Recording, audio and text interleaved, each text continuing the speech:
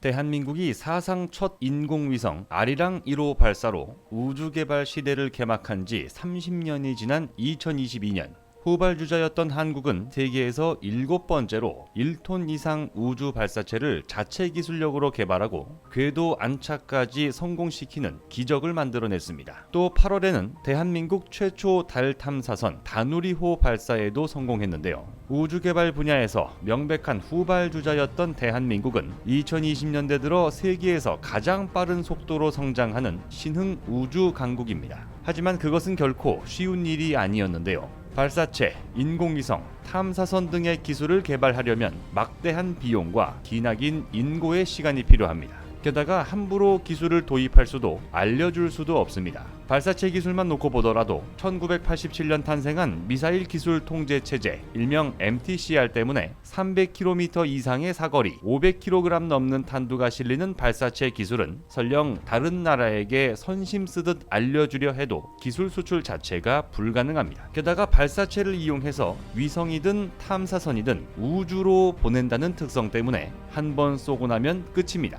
일단 날린 뒤에는 어떤 문제가 생겨도 직접 가서 손을 보거나 고친다는 것이 현실적으로 불가능한 일이기 때문입니다. 단 한 번으로 성공과 실패가 결정되는 우주 개발의 특성상 발사 준비 과정에서 이루어지는 각종 시험과 성능 평가는 실제 발사보다 사실상 더 중요한 작업으로 평가받기도 합니다. 우리가 흔히 나사라고 부르는 미 항공우주국은 우주 개발 분야에서 독보적인 기술력을 확보하고 있습니다. 그런데 최근 나사는 세계 최초의 전천 영상 분광 탐사 우주 망원경 스피어 X 개발 프로젝트를 진행하고 있는데요. 성공적인 개발을 위한 핵심 장비를 한국에서 들여온 것으로 밝혀졌습니다. 과학기술정보통신부에서 내놓은 보도자료에 따르면 스피어 X는 미 항공우주국을 포함한 12개 기관이 참여하는 프로젝트입니다. 2021년 12월 발사된 제임스 웹 우주망원경이 좁은 지역에 대한 정밀 관측에 특화되어 있다면 스피어 X는 넓은 지역의 물리적 특성을 제공하는 것으로 알려졌습니다. 지상에서 관측이 불가능한 적외선을 우주에서 볼 수 있도록 해주는 망원경으로 볼 수 있는데요. 여기서 한국천문연구원이 개발한 핵심 장비 극저온 진공 챔버가 사용된 겁니다. 이 장비는 약 3년에 걸쳐 만들어진 뒤 지난 6월 미국으로 이송되어 설치까지 마친 상황입니다. 극저온 진공 챔버는 실제 우주 환경처럼 영하 220도의 진공 상태를 구현할 수 있는 장치입니다.